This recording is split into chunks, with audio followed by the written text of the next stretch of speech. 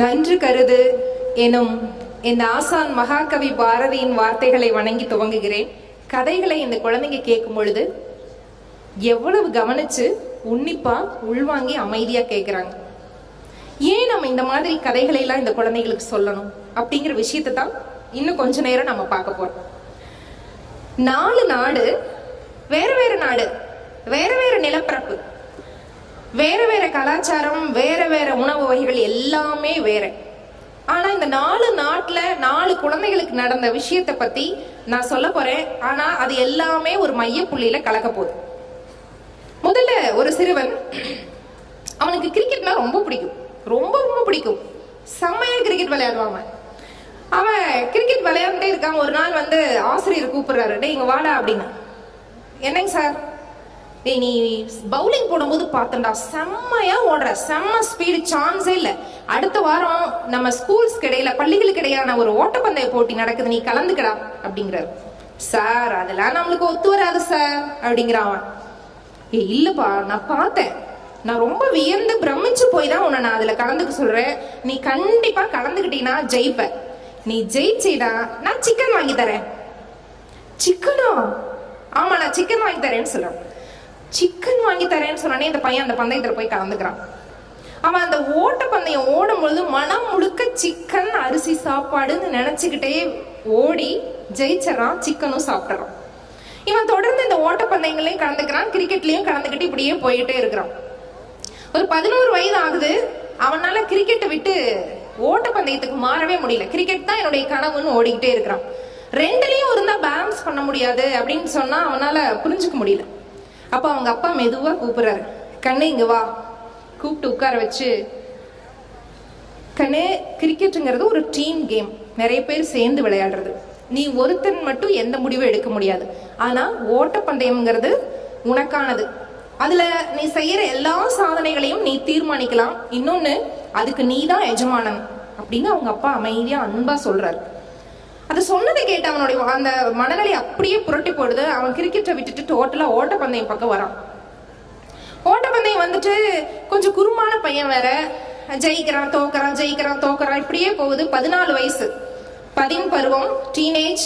எல்லா குழந்தைகளுக்கும் இருக்கக்கூடிய தடுமாற்றம், ஹார்மோனல் இம்பேலன்ஸ் எல்லாமே வருது அந்த குழந்தைக்கும். அப்படி வரும்பொழுது தோல்வியும் வெற்றியும் மாறி மாறி வரதை அவனால ஏத்துக்க முடியல. அவங்க ஊர்லயே ஒரு போட்டி நடக்குது, பெரிய போட்டி. இவனுக்கு பயம் வந்துருச்சு, நம்ம தோத்துருவோம் அப்படின்னு ஒரு பயம் வந்துருச்சு. உடனே இவன் என்ன பண்றான், வீட்டோட கொல்லைப்புறத்துல பின்னாடி போய் உட்காந்துட்டு தோட்டத்துல உட்காந்துட்டு அழறான், அழுதுட்டு இருக்கிறான். நம்ம ஊர்லயே நம்ம தோத்துருவோம் போல் இருக்கே அப்படின்னு அழறான். அவங்க அம்மா ஜெனிஃபர், அவங்க அம்மா வராங்க. ஏன்டா என்னடா அழுகுற, ஏன் அப்படின்னா, இல்லம்மா எனக்கு தோத்துருவோம் போல் இருக்குமா, நான் போலம்மா போட்டிக்கு அப்படிங்கிறான். அவங்க அம்மா சொல்றாங்க, அதனால என்னடா, முயற்சி செய்யறது எதுக்கு கைவிடுற, முடிவு என்னவா வேணா இருக்கட்டும், வா போலாம் அப்படின்னு அவங்க அம்மா கூட்டிட்டு போறாங்க. அதுக்கப்புறம் அவங்க அம்மா கூட்டிட்டு போனதுக்கு அப்புறம் அவன் எல்லாவற்றிலும் வெற்றி அடைகிறான்.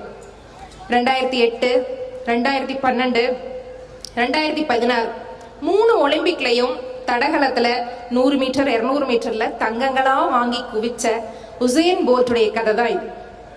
எவ்வளவு அந்த ஒரு சிறுவனா இருக்கும் பொழுது ஒவ்வொரு தோல்வியிலையும் மன துவண்டு போகும் பொழுது அம்மா அப்பா ஆசிரியர் சரி பண்ணியிருக்காங்கிறது தான் இந்த உதாரணம். அப்படியே கடந்து நம்ம இன்னொரு நாட்டுக்கு போவோம். அங்க ஒரு பையனுக்கு பேச்சே வரல, ரொம்ப தடுமாறுறான் பேசுறதுக்கு. எதனால என்னன்னா, அவங்க அப்பா கவனிச்சு அவங்க அம்மாவும் பார்த்துக்கிட்டே இருக்கிறாங்க. சரியா பேச முடியல, கருத்தாழமாவும் பேச முடியல, அவனால ரொம்ப சிரமப்படுறான் அப்படின்னு அவங்க அப்பா பார்த்துட்டு, சரி இதுக்கு நம்ம தான் ஏதாவது முயற்சி பண்ணணும்னு அவங்க அப்பா கூப்பிட்டு உட்கார வச்சு தொடர்ந்து பயிற்சி கொடுத்துக்கிட்டே இருக்கிறார். பயிற்சி கொடுத்துக்கிட்டே இருக்கிறார், பேச வச்சுக்கிட்டே இருக்கிறார், விவாதங்கள் பண்ணிக்கிட்டே இருக்கிறார். அவங்களோட நிறைய நேரம் இதுக்காக செலவழிக்கிறார். ஒன்லி அவனை பேச வைக்கணுங்கிறதுக்காக மட்டுமே அவங்க அப்பா வந்து நிறைய நேரங்கள் செலவிட்டுக்கிட்டே இருக்கிறார். ஒரு கட்டத்துல அவன் அந்த பயிற்சியிலலாம் நல்ல தேர்ச்சி பெற்று நல்ல பேசக்கூடிய திறமை வாய்ந்த ஒரு பையனா, ஒரு நல்ல மனிதனா உருவாகிறான். அவர் யாருன்னா, இன்னைக்கு உலகம் முழுக்க இந்த நொடியில பெரும்பான்மையான மக்கள் ஒரு தகவலை தேடணும், ஒரு விஷயத்தை தெரிஞ்சுக்கணும் அப்படின்னா அப்படியே விரல் நுனியில தேடுற கூகுள், லாரி பேஜ், அவருடைய கதை தான். அவரும் அவங்க அப்பானால கவனிக்கப்பட்டு ஏதோ ஒரு சின்ன குறைபாடு இருக்குன்னு நகர்த்தி கொண்டு வந்து சரியான இடத்துல வைக்கப்பட்டவர் தான் லோரி பேஜ் கூகுள். அடுத்ததா அப்படியே இந்தியாவுக்கு வருவோம். இங்க ஒரு பையன் என்ன பண்றான், லீவ் அன்னைக்கெல்லாம் எங்க போவோம்னா நூலகத்துக்கு, லைப்ரரிக்கு போவோம். லைப்ரரிக்கு போயிட்டு அமர் சித்ரா கதைகள், படக்கதைகள்னு நிறைய கதை புத்தகங்களை எடுத்து நல்லா படிக்க வேண்டியது. படிச்சு முடிச்சு என்ன பண்ணுவான்னா, அவன் படிச்சுட்டு என்ஜாய் பண்ணிட்டு விட மாட்டான். அடுத்த நாள் பள்ளிக்கு போறான்ல, பள்ளியில போயிட்டு அந்த மைதானத்திலயோ மரத்தடியிலையோ தன்னோட ஃப்ரெண்ட்ஸ், பக்கத்து கிளாஸ் எல்லாத்தையும் உட்கார வச்சு கதைகளா விவரிக்கிறது. அவன் கதை சொல்லும் போது சாதாரணமா கதை சொல்ல மாட்டான். அவன் சொல்ற கதை, அவன் 10 குதிரை இங்க நிக்குது அப்படின்னா 10 குதிரை இங்க நிக்கிற மாதிரி அவன் கதை சொல்லுவான். சிறந்த கதை சொல்லி. இங்க இந்த இடத்துல ஒரு பெரிய மாளிகை இருக்கு அப்படின்னா அந்த குழந்தைங்க ஆணு வாய பழந்து பார்க்கும், ஆமா இங்க ஒரு பெரிய மாளிகை இருக்கு அப்படின்னு. அப்படியான ஒரு கதை சொல்லிதான் இந்தியாவே, ஏன் உலகமே திரும்பி பார்க்கக்கூடிய ஒரு நல்ல, நம்ம எல்லாம் ரசிச்சு பார்த்த பாகுபலி அப்படிங்கிற படத்தை எடுத்த இயக்குனர் ராஜமௌலி. அவரும் சிறு வயதிலேயே நூலகம், கதை சொல்லல் அப்படிங்கிற விஷயத்துல இருந்து அவங்க அப்பா மூலமா அதுக்கப்புறமா சினிமாக்குள்ள வர்றாரு. அப்படியே கொஞ்சம் நகர்ந்து நம்ம பாகிஸ்தானுக்கு போலாம். பெண் குழந்தை பிறந்துருச்சா, சீ ஐயோ இதெல்லாம் வீட்டுக்கு ஆகாது அப்படிங்கிற மாதிரியான ஒரு சமூக கட்டமைப்புல பிறந்த குழந்தை. பெண் குழந்தைங்களுக்கு கல்வி வேண்டாம், வேற எதுவுமே வேண்டாம், வீட்டுக்குள்ள அடைபட்டு கிடக்கணும் அப்படிங்கிற மாதிரி ஒரு சூழல். எந்நேரமும் உயிருக்கும் உடைமைக்கும் ஆபத்து இருந்து கொண்டு கூட இருக்கக்கூடிய ஒரு சூழல்ல இந்த குழந்தை வளருது. ஆனா மிக சிறிய வயதில் நோபல் பரிசு வாங்கிருச்சு அந்த குழந்தை, மலாலா. ஏன் அந்த குழந்தை அப்படி நோபல் பரிசு வாங்குது? உலகத்துக்காக, உலகத்தில் இருக்கிற பெண் குழந்தைகள் கல்விக்காக அந்த குழந்தை பேசுது அப்படின்னா பின்னாடி அவங்க அப்பா, உனக்கு தேவையான சுதந்திரத்தை நாங்க கொடுக்கறோம், நீ பறந்து போ, உன்னுடைய சிறகுகள் நான் தர்றேன் அப்படின்னு அவங்க அப்பாவும் அம்மாவும் பின்னாடி இருந்து இந்த குழந்தைங்க நான் பாதுகாக்கிறேன்னு ஆதரவா சொல்றாங்க. இந்த 4 நாடுகள்ல இருந்த 4 விஷயங்களுமே மிக பிரபலமானவர்களை நான் ஏன் தேர்ந்தெடுத்து சொன்னேன்னா எல்லாருக்கும் தெரியணுங்கிறதுக்காக. இது பிரபலமானவங்களுக்கு மட்டும் நடக்கிற விஷயம் இல்ல, எனக்கும் உங்களுக்கும் நிறைய நடந்திருக்கும். ஏதோ ஒரு தோல்வியில, ஏதோ ஒரு பிரச்சனையில, ஏதோ ஒரு இடத்துல முடங்கி சோர்ந்து நம்ம உட்கார்ந்துட்டு இருக்கும் போது அம்மாவோ அப்பாவோ பாட்டியோ அத்தையோ மாமாவோ சித்தப்பாவோ நண்பர்களோ நம்மளை வெளியில கொண்டு வருவாங்க. எப்படி கொண்டு வருவாங்கன்னா, பெரிய உரையாற்றி வரலாற்று தரவுகள் அப்படிலாம் சொல்லி எல்லாம் இல்லை. அட ஒண்ணும் பண்ணாதுவா, அவ்வளவுதான், சரியா போயிடும், உன்னால முடியும், இப்படி சின்ன சின்ன எளிய வார்த்தைகள்னால, அந்த எளிய வார்த்தைகளுக்குள்ள அன்பு அன்பு அன்பு அன்பை தோய்த்து நம்பிக்கையோட நம்மளை வெளியில கொண்டு வந்திருக்கிறாங்க. இப்போ இந்த காலகட்டத்துல இந்த மாதிரி டிவி, மொபைல், லேப்டாப்னு எலக்ட்ரானிக் கெஜெட்ஸ் நம்மளை ஆட்சி பண்ணிட்டு இருக்கிற இந்த காலத்துல இந்த குழந்தைங்களுக்கு அந்த மாதிரி உறவுகளும் நட்புகளும் இருக்கா, இருக்கணுமாங்கிறது தான் நம்ம பேச போறோம். எல்லா குழந்தைகளுமே, பெரும்பான்மையான குழந்தைங்க எல்லாருமே எலக்ட்ரானிக் கெஜெட்ஸ் வேணும், அது மேல ரொம்ப மோகமா இருக்கிறாங்க, அதிகமா பயன்படுத்துறாங்க. ஏன் அதிகமா, எந்த அளவுக்கு அதிகமா பயன்படுத்துறாங்கன்னா, ஒரு கேம் விளையாண்டு தன்னுடைய உயிரை மாற்றிக்கொள்ளக்கூடிய, தன் உயிரை போக்கிக் கொள்ளக்கூடிய அளவுக்கு அதிகமா பயன்படுத்துறாங்க. இதுல ஒரு விஷயம், நம்ம குழந்தைங்களை குறை சொல்லக்கு முன்னாடி நம்ம என்ன யோசிக்கணும்னா, ஏன் குழந்தைங்க அந்த மின்னணு சாதனங்களை நோக்கி நகர்த்தப்படுறாங்க, ஏன் அது அவங்கள ஈர்க்குது? இந்த கேள்வி இன்னைக்கு இரவு நம்ம உறக்கமே வரக்கூடாது, இந்த கேள்விக்கு நம்ம பதில் கண்டுபிடிக்கணும். ஏன்னா அதை விட சுவாரஸ்யமா நம்ம எதுவுமே கொடுக்கல, அதை விட சுவாரஸ்யமா உயிரும் உணர்வுமா நம்ம எல்லாம் இருக்கிறோம். நம்ம அதை கொடுக்காம உயிரும் உணர்வும் மற்ற ஏதோ ஒளியையும் உமிழக்கூடிய ஒரு பொருளை அவங்க கையில கொடுத்துறோம். ஓடி ஆடி விளையாண்டு சிறகெல்லாம் விரிச்சு சிறகடிச்சு பறக்கக்கூடிய, எந்நேரமும் நம்மளை நொய் நொய் நொயின்னு கேள்வி கேட்டு நம்மளை நச்சரிக்கக்கூடிய குழந்தைங்க, எந்த கேள்வியுமே இல்லாம, எந்த விளையாட்டுமே இல்லாம, சந்தடியே இல்லாம வீட்டுல ஒரு மூலையில இத்தினூண்டு கையகல ஒரு மொபைல் போனை வச்சு உட்கார்ந்துட்டு இருக்காங்க. ஒரு உதாரணம் இதுக்கு சொல்றேன். ஒரு நெருப்பு, இந்த நெருப்பு சுடர் விட்டு எரிஞ்சிட்டு இருக்கு. அந்த நெருப்பு வந்து எப்படின்னா அதுல வச்சா சுடாத நெருப்பு, கொஞ்சம் வெகு வெகுன்னு இருக்கும், அவ்வளவுதான். நல்லா இதமாவே இருக்கும், சுடுறதில்ல அந்த நெருப்பு. இப்படி கையை வச்சு அது சுடாம இருந்தாலும் மேல புண்ணு கூட ஆக மாட்டேங்குது, உள்ளுக்குள்ளதான் புண்ணாகுது, அது நம்மளுக்கு தெரியல. இப்படியான ஒரு நெருப்பு சுடர்ல நம்ம குழந்தை போய் கையும் காலையும் வச்சா சரி அது சுடல தானே, சரி வெளியில புண்ணு தெரியல, இல்ல உள்ள என்ன ஆகுதோ அப்புறம் பாத்துக்கலாம் அப்படின்னு நம்ம நினைச்சு ஒரு நெருப்புல விட்டா எப்படியோ அப்படிதான் அந்த குழந்தைங்களுக்கு கொடுக்கறது.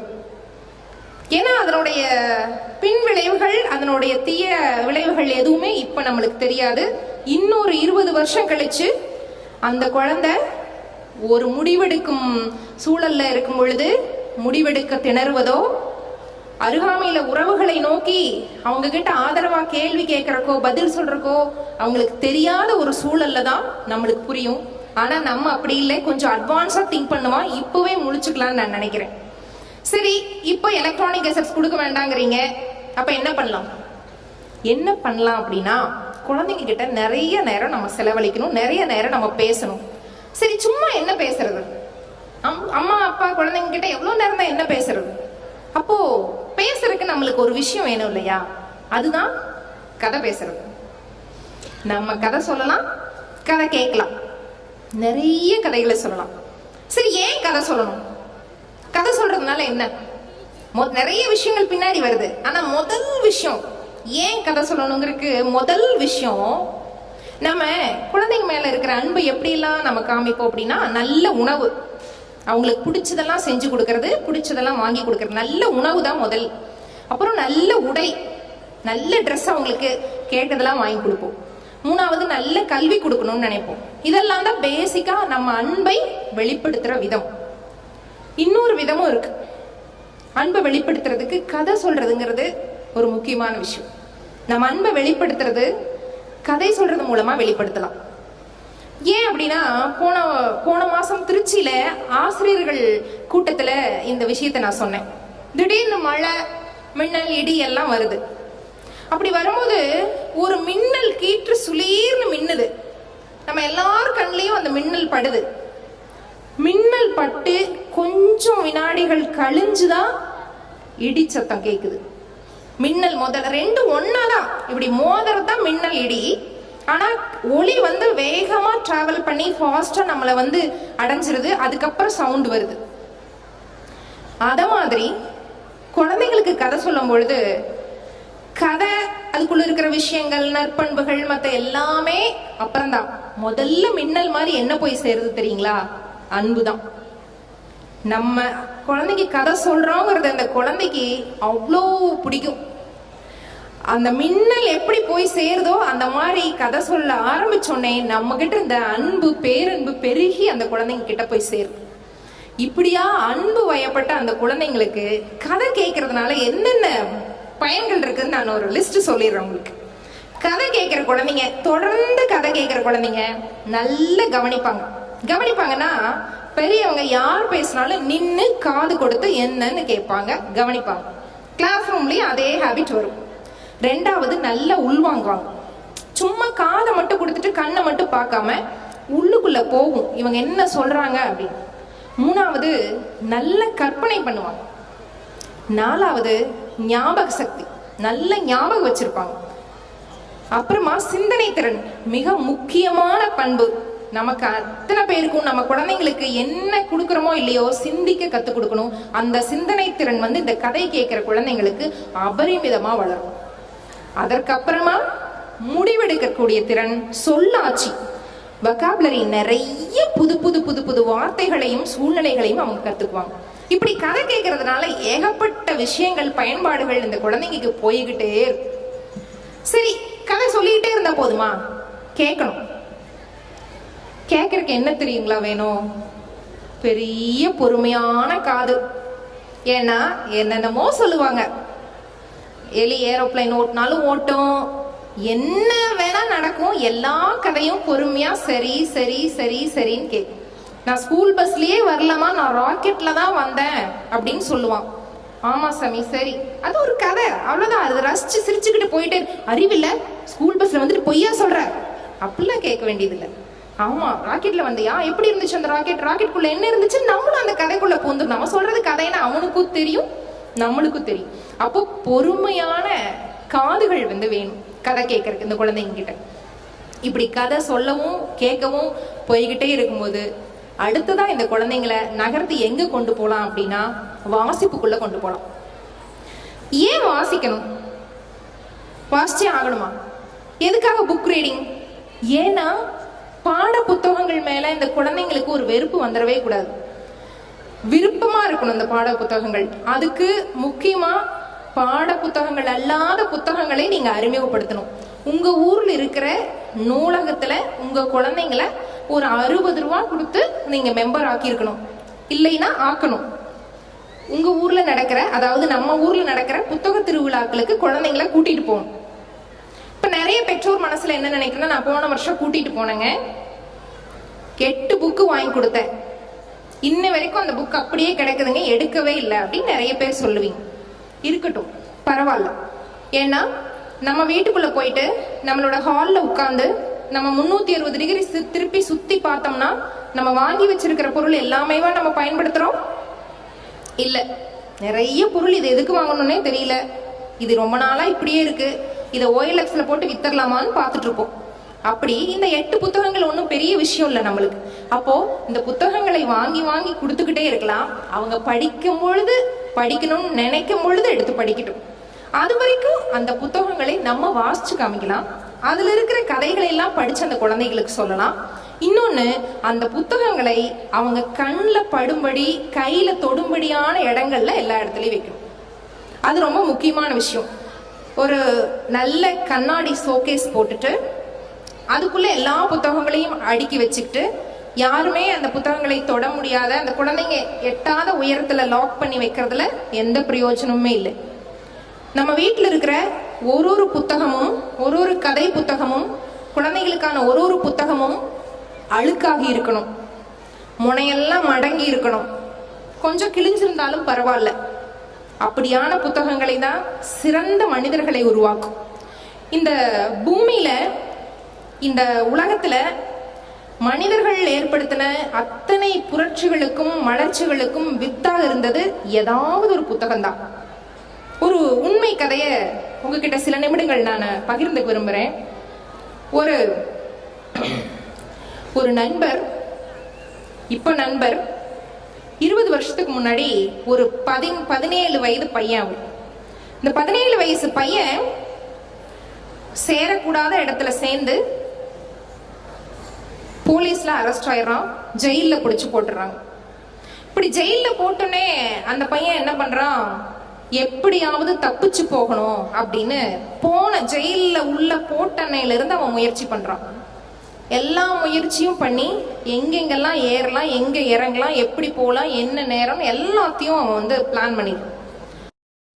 எப்படி போகணும், எந்த இடத்துல போகணும் அப்படின்னு போயிட்டு ஒரு வேவு பார்க்கறதுக்காக அந்த மதில் சுவர்கிட்ட உலாத்திட்டு இருக்கிறான்.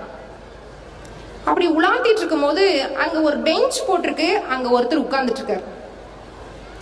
சரி, இந்த இடத்துல இவன் உலாத்துறத பார்த்தா வெளியில இருந்து வந்திருப்பாரு, ஏதாவது இன்ஃபார்ம் பண்ணிடுவாருன்னு சொல்லிட்டு சும்மா இருக்கட்டுமே எதுக்குன்ட்டு ஒரு வணக்கம் போடுறான்.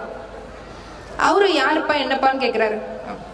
இல்லைங்க, ஏன்னா உள்ள இருக்கேன், சும்மா இப்படி பார்க்கலான்னு வந்தேன் அப்படின்னு சொல்லிட்டு சரி உட்காரு அப்படிங்கிறாரு. அந்த பையனும் உட்கார்றான். அவர் வாட்ச் எல்லாம் கட்டியிருக்காரு. ஆக்சுவலா இந்த சிறைச்சாலைக்குள்ள இருக்கிறவங்க வாட்ச் கட்ட மாட்டாங்க. அப்ப இவர் வெளியில இருந்து தான் வந்திருக்காரு அப்படின்னு யூகிச்சுக்கிட்டு பேச ஆரம்பிக்கும். அப்ப அவரு நிறைய விஷயங்கள் பேசுறாரு, ஏதோ சொல்றாரு. இவனுக்கு தப்பிச்சு போகிற மனநிலையிலேயே யோசிச்சுட்டு இருக்கிறான். ஏதோ அப்படியே சரிங்க அப்படின்ட்டு கேட்டுட்டே இருக்கிறான். அவரு கிளம்புறாரு.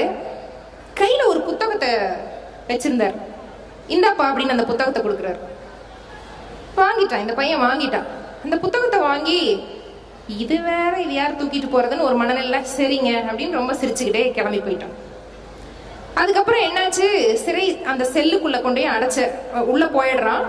ஏதோ இன்ஸ்பெக்ஷன் அது இதுன்னு சொல்லிட்டு கிட்டத்தட்ட 1 வாரம் 10 நாள் வெளியிலேயே விடலை. இவங்க உள்ளுக்குள்ளேயே இருக்காங்க. சிறைச்சாலைக்கு அந்த செல்லுக்குள்ளேயே இருக்க வேண்டிய ஒரு நிர்பந்தம் ஏற்பட்டுருச்சு. சூழல் அப்படி ஆயிடுச்சு. இப்படியான சூழல்ல இந்த பையன் என்ன பண்றான், ஏதோ ஒரு மனநிலையில சரி இதை படிச்சுதான் பார்ப்போமே அப்படின்னு சொல்லிட்டு அந்த புத்தகத்தை எடுத்து படிச்சு பார்ப்போம். அப்படி படிச்சு பார்க்கும் பொழுது அதுக்குள்ள ரொம்ப டிராவல் பண்ணி ரொம்ப இன்வால்வ் ஆகி இது இவ்வளோ இருக்கா அப்படின்னு அதை படிச்சுக்கிட்டே இருக்கான். அவன் சாப்பிடவே போல. இரவாயிடுது. அங்க விளக்கு வசதி எல்லாம் எதுவுமே இல்லை.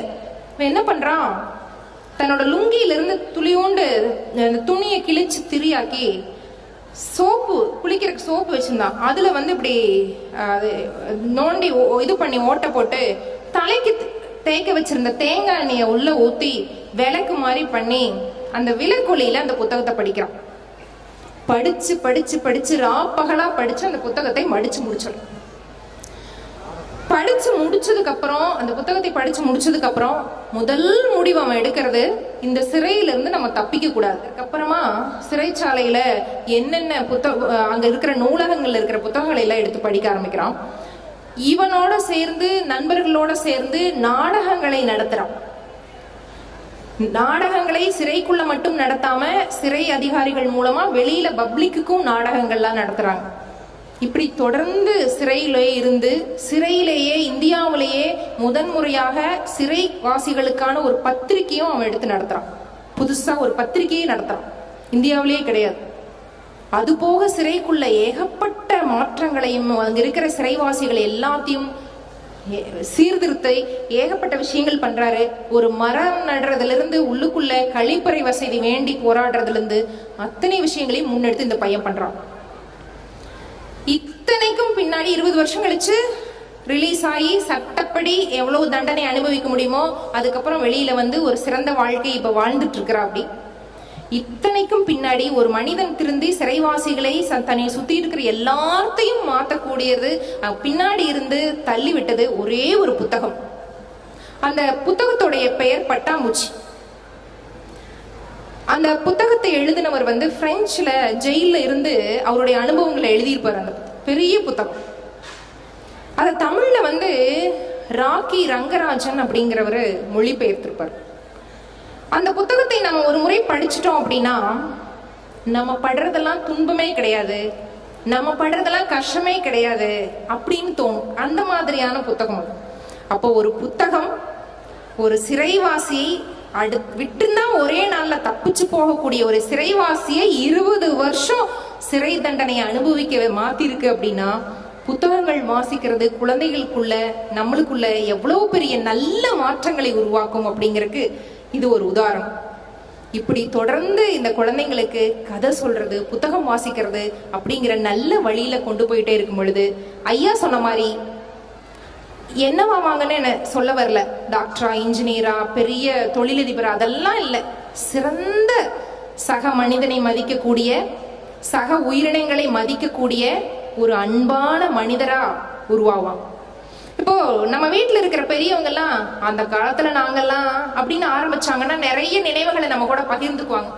நம்மளுக்கே ஆச்சரியமா இருக்கும், சில சமயம் போர் அடிக்கும். ஏன்னா சொன்னதே திருப்பி திருப்பி சொல்லுவாங்க. நம்மளும் 60 வயசுல 70 வயசுல அப்படிதான் நினைக்கிறேன். நம்ம என்ன பண்ணுவோம், நாங்கெல்லாம் எங்க ஃப்ரெண்ட்ஸ் எல்லாம் சேர்ந்து எப்பாவது ரொம்ப ரேரா நம்ம மனசுல வந்துச்சுன்னா நாங்க ஃப்ரெண்ட்ஸ் எல்லாம் சேர்ந்து என்ன பண்ணோம் தெரியுமான்னு நம்மளும் சில விஷயங்களை எல்லாம் பகிர்ந்துக்குவோம். இப்ப இருக்கிற படிச்சுட்டு இருக்கிற குழந்தைங்க, இப்ப காலகட்டத்தில் இருக்கிற குழந்தைங்க இன்னொரு 25 வருஷம் கழிச்சு எந்த நினைவுகளை பகிர்ந்துக்குவாங்க தான் குழந்தைகிட்ட? நாங்கெல்லாம் அப்படியே ரோட்ல போனோம்னா நெல்லிக்காய் மரம் பார்த்தா நெல்லிக்காய் மரம் ஏறிடுவோம், அப்படியே நவாப்பழ மரம் பார்த்தா நவாப்பழ மரத்தை ஏறிடுவோம் அப்படிங்கிற மாதிரி எந்த விஷயத்தை பகிர்ந்துக்க முடியும்? ஏன்னா அதுக்கான எந்த சூழலையுமே நம்ம உருவாக்கி கொடுக்கல. நம்ம சொத்து, பணம், கல்வி இதெல்லாம் எப்படி நம்ம சேர்த்து கொடுக்கணும், நம்ம குழந்தைக்கு அபரிமிதமா கொடுக்கணும்னு ஒரு பெற்றோரும் கனவு காண்றோமோ அதே மாதிரி நிறைய நினைவுகளை அவங்களுக்கு கொடுக்கணும். எந்த பெற்றோர் அதிகமான நினைவுகளை, அதிகமான பசுமையான நல்ல நினைவுகளை குழந்தைக்கு விட்டுட்டு போறாங்களோ அவங்கதான் மிகப்பெரிய செல்வந்தர்கள். ஆகச்சிறந்த செல்வந்தர்கள் அந்த பெற்றோர்கள் தான். ஆசீர்வதிக்கப்பட்ட குழந்தைகள் அந்த குழந்தைகள் தான். ஏன்னா இதெல்லாம் செய்யறது சாதாரண விஷயம் இல்ல. ரஷ்ய எழுத்தாளர் ஒருத்தர் அமனஸ்வீலின்னு சொல்லிட்டு அவர் ஒண்ணு எழுதுறாரு, ஒரு புத்தகம் எழுதுறாரு, குழந்தைகளை கொண்டாடுவோம்னு ஒரு புத்தகம். அந்த புத்தகத்துல ஒரு வரி, பேரண்ட்ஸ் மீட் நடக்குது. அவர் ஒரு ஆசிரியர், பேரண்ட்ஸ் எல்லாம் கூப்பிட்டு உட்கார வச்சு ஒரு கேள்வி கேட்கிறார். உங்க குழந்தைங்கள்லாம் சிறந்த மனிதர்களா வரணுமா, நல்லவங்களா வரணுமா, எல்லாரும் வேக வேகமா தலையாட்டுறாங்க. ஆமா, என் குழந்தை நல்லா வரணும், என் குழந்தை நல்லா வரணும். உடனே அவர் ஒரு பதில் சொல்றார், நம்ம குழந்தைங்க நல்லா வரணும்னு ஆசைப்படுறது வேற, அதற்கான செயல்பாடுகள்ல ஈடுபடுறது வேற. ரொம்ப கஷ்டம். நிறைய மெனக்கிடணும், நிறைய தேடணும், நிறைய நேரத்தை செலவழிக்கணும். அப்பதான் ஆகச்சிறந்த குழந்தைங்களா உருவாக்க முடியும். நேரம் அப்படின்னு ஒரு சின்ன மீட்டிங்ல ஒரு 20 பேர் இருக்கிற இடத்துல இந்த மாதிரி பேசிக்கிட்டு இருந்தாங்க. நிறைய நேரங்கள் செலவழிக்கணும், நீங்களும் குழந்தையும் அந்த இடத்துல சந்தோஷமா இருக்கணும்னு நிறைய நேரம் பேசினதுக்கு அப்புறம், நாங்க நேற்று சந்தோஷமா இருந்தோம்னு அடுத்த நாள் அவங்க ஃபோன் பண்ணி சொல்றாங்க, என் பையனும் நானும் 1/2 மணி நேரம் 1 மணி நேரம் சந்தோஷமா இருந்தோம். என்ன பண்ணிட்டு இருந்தீங்க? டிவி பார்த்துட்டு இருந்தோம். அந்த சந்தோஷம் கிடையாது, அதுக்கு சந்தோஷமே கிடையாது. டிவி எல்லாத்தையும் ஆஃப் பண்ணிட்டு திறந்த வெளியில வந்து ஓடி ஆடி விளையாடுறதாக இருக்கட்டும், பேசுறதாகட்டும், இயற்கையோடு இணைந்து இந்த குழந்தைங்களை பெற்றோர்களும் பெரியவங்களும் ப்ரொடெக்ட் பண்ணணும். நிறைய விஷயங்கள் கற்றுக் கொடுக்கணும். இப்படி நடந்து போகும் பொழுது 4 பறவைகள் நம்மளை கடந்து பறந்து போகுதுன்னா அந்த பறவைகள் குறித்து அந்த குழந்தைங்க கிட்ட பேசும். ஒரு 2 வருஷம் முன்னாடி எங்க வீட்டில் ஒரு சம்பவம். நாங்க ஒரு ஞாயிற்றுக்கிழமை காலையில ஏதோ பண்ணிட்டு இருந்தோம். ஒரு உரம்பரை வீட்டுக்கு வந்துருச்சு. வந்த உரம்பரையை உட்கார வச்சுட்டு நான் போய் காஃபி போட்டு வரேன்.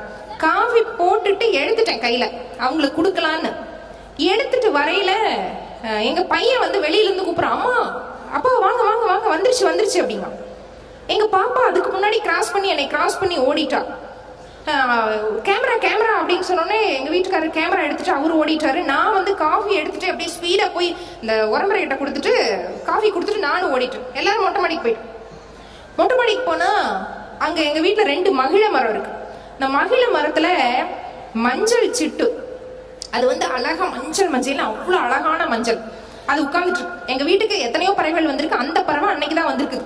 இதை பார்த்தோன்னே எங்களுக்கு ஒரே குதூகலமாயி நாங்க அதை போட்டோ எடுத்துக்கிட்டு, அது போகவே இல்லை, ரொம்ப நேரம் எங்களுக்கு போஸ் கொடுத்துக்கிட்டே இருக்கு. நாங்க நல்லா போட்டோ எடுத்து அதை பத்தி பேசிக்கிட்டு எல்லாம் சிரிச்சுக்கிட்டு ரொம்ப நேரம், ஒரு 20 மினிட்ஸ் 20 நிமிஷத்துக்கு பக்கம் இருக்கும். திடீர்னு எனக்கு ஞாபகம் வருது, உரம்பரை வந்திருந்தாங்கல்ல, கீழே உட்கார வச்சுட்டு வந்திருந்தோம்ல, வேகமா கீழே ஓடுறோம். அவங்க கோபமா இருந்தாங்க. அப்படியே சமாதானப்படுத்தி புரிய வச்சு அனுப்பிச்சிட்டோம். ஒன்றும் பிரச்சனை ஆகல. இது ஏன் சொல்ல வரேன்னா, பொழுதுபோக்குன்னா அந்த டிவி, சினிமா, ஹோட்டல் அப்படி இல்லாம நம்மளே சுற்றுப்புறத்துல எந்த ஒரு பைசா செலவில்லாம இந்த பறவைகளை பார்க்கறதாகட்டும், சின்ன சின்ன உயிரினங்களை பார்க்கறதாகட்டும், செடி நடுறதாகட்டும், கதை சொல்றதாகட்டும், ரொம்ப சுவாரஸ்யமான பொழுதுபோக்குகளை அவங்களுக்கு கொடுக்கலாம். நம்ம விளையாண்ட எல்லா விளையாட்டுகளையும் கட்டாயம் இந்த குழந்தைகளுக்கு சொல்லி கொடுக்கணும். மேத்ஸ் எல்லாம் ஒரு 5th ஸ்டாண்டர்ட் வரைக்கும் அடிஷன், சப்ட்ராக்ஷன், அந்த டிவிஷன் திருப்பி திருப்பி திருப்பி வர மாதிரி எதுக்கு போன வருஷமே கொடுத்தாங்க? அதனோட கண்டினியூட்டி மறுபடியும் மறுபடியும் மறுபடியும் தோணும். நேற்று தான் ஒரு கட்டுரை படித்தேன், ரெப்படேட்டிவா மேத்ஸ் படிக்கணுமா. ஏன் ரெப்படேட்டிவா படிக்கணும்னா, கைகள் மூலமா செயல்பாடுகள் மூலமா சொல்லி கொடுத்தா ஒரு புளிய விதைகளை எடுத்துக்கிட்டு வரிசையா அடுக்கி வச்சுட்டு இது 4 இது 4 இது 2யும் நம்ம 2யும் சேர்த்துனா எத்தனை வரும்னா அது 2யும் சேர்த்துட்டு அந்த குழந்தை 8 அப்படின்னு கை மூலமா தொட்டு டச் பண்ணி அந்த மேத்ஸை கத்துக்கிட்டா நல்ல ஞாபகம் இருக்குமா. இப்ப நம்ம பல்லாங்குழி விளையாண்டோமா, அஞ்சாங்கல் விளையாண்டோமா, இன்னொன்னு இந்த ஈக்குமாத்து குச்சியெல்லாம் உடைச்சு போட்டுட்டு அதை அழுங்காப்புல எடுக்கிற விளையாட்டெல்லாம் விளையாண்டுமா. இதெல்லாம் ரொம்ப ரொம்ப பொறுமையை வளர்க்கக்கூடிய ஒரு விஷயம். தாயகரம், கம்ப்ளீட் மேத்ஸ், இது எல்லாமே பொறுமை. இப்ப நம்ம வந்து ஒரு டவுன்லோட் பண்ற பட்டனை வந்து இப்படி அமுத்திட்டு அது சுத்துச்சுன்னு வைங்களேன், ஒரு நிமிஷம் வேண்டாம், 30 செகண்ட் இப்படி சுத்துச்சுன்னா நம்ம குழந்தைங்க என்னமா இது சுத்திக்கிட்டே இருக்கு 30 செகண்ட்.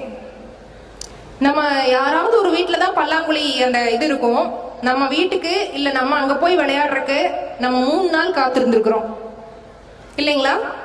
அப்ப இந்த பொறுமையெல்லாம் இந்த குழந்தைங்களுக்கு கத்துக் கொடுக்கணும். அதெல்லாம் தான் வாழ்வியல் அப்படின்னு நம்ம தான் சொல்லி கொடுக்கணும். இதெல்லாம் அதிகமா பொருட்செலவே இல்லாம குழந்தைங்களை ரொம்ப ரொம்ப ரொம்ப ரொம்ப சந்தோஷமா வச்சிருக்கிறது.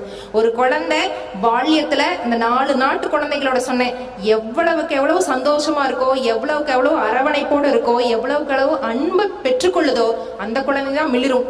எல்லா குழந்தைங்களும் பரிசு வாங்க வேண்டியதில்லை, எல்லா குழந்தைங்களையும் மேடையில பெர்ஃபார்ம் பண்ண வேண்டியதில்லை, எல்லா குழந்தைகளையும் ஸ்போர்ட்ஸ்ல வரணும்னு அவசியமே இல்லை. எதுலேயுமே வராத ஒரு சாதாரண நம்மளுடைய குழந்தையும் நம்ம குழந்தை தான்.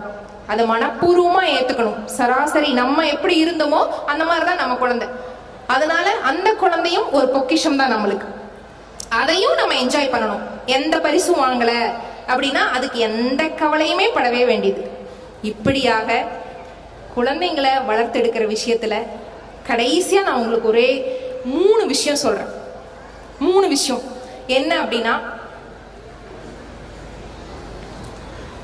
நம்பிக்கையோட இருக்கணும். 2வது பொறுமையா இருக்கணும். 3வது அது வரைக்கும் அன்பா இருக்கும். என்னுடைய தோழி ஒருத்தங்க ஒரு 4 வரியில இதை எழுதியிருந்தாங்க ஒரு புத்தகத்துல. பிரிய சகின்னு என்னுடைய தோழி. விதை போட்டுட்டீங்க, தோண்டி தோண்டி பார்க்காதீங்க, நீர் ஊற்றிட்டே இருங்க, ஒரு நாள் நாங்க மரமா வருவோம் அப்படி. எவ்வளவு அழகான வார்த்தைகள். விதைய போட்டுட்டீங்க, அதுக்கு அப்படின்னா நம்மளுக்கு தேவையான, குழந்தைகளுக்கு தேவையான எல்லா விஷயத்தையும் நம்ம பண்ணிட்டு இருக்கிறோம். நீ ஏன் சரியா வரல, நீ ஏன் சரியா படிக்கல, நீ எதுவுமே பண்ண வேண்டாம். நம்ம செய்யற செயல்கள் மட்டும் உங்களுக்கு பண்ணிக்கிட்டே இருக்கலாம், நீர் ஊற்றிக்கிட்டே இருக்கலாம். நல்ல வார்த்தைகளை, பாசிட்டிவான வார்த்தைகளை, நல்ல விஷயங்களை அவங்க கண்ணில் காதில் படுற மாதிரி செஞ்சுக்கிட்டே பார்த்துக்கிட்டே சொல்லிக்கிட்டே இருக்கலாம். ஒரு நாள் அந்த விதை மரமாகும். நம்ம நினைச்சு பார்க்க முடியாத, எதிர்பார்க்காத அளவுக்கு மரமாகும். அப்ப நம்ம நம்பணும் குழந்தைங்கள. அப்படின்னா ஜான் ஹோல்டு சொல்றாரு, பெரியவங்க தங்களை நம்புனாதான் தன் குழந்தைங்களையும் நம்புவாங்களாம். அப்ப நம்மளை நம்பணும்னா தான் நம்ம குழந்தையும் நம்ப முடியும்.